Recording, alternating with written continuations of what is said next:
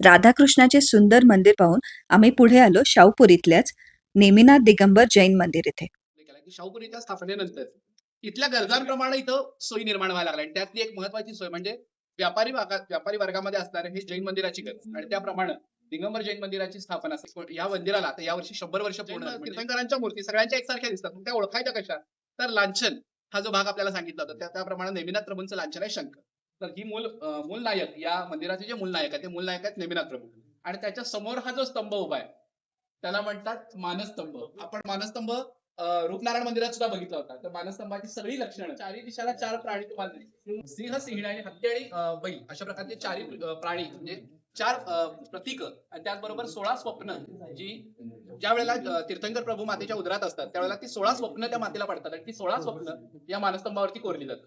पंचकल्याण म्हणजे काय? तर एखादी मूर्ती ज्यावेळेला पुनःप्रतिष्ठित केली जाते त्यावेळेला जैन संप्रदायाप्रमाणे तिथं पंचकल्याण म्हणजे 5 उत्सव अगदी जन्म कल्याणकापासून ते दीक्षा कल्याणकापर्यंत.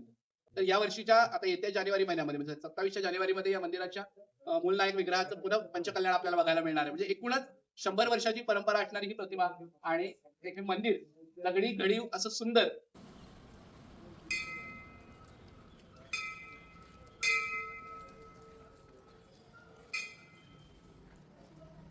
बाहेरून दगडी बांधकाम असलेलं हे मंदिर आत गेला की सुंदर असं तुम्हाला लाकडी कोरीवकाम केलेला सभा मंडप दिसतो. देवळात आत गेला की दोन्ही बाजूला तुम्हाला देवींचं दर्शन घ्यायला मिळतं. तसंच अगदी मध्यवर्ती आपल्याला नेमिनाथ प्रभू दिसतात. मध्यवस्थित असलेल्या या शांत, सुंदर आणि पवित्र अशा मंदिराला एकदा नक्की भेट द्या.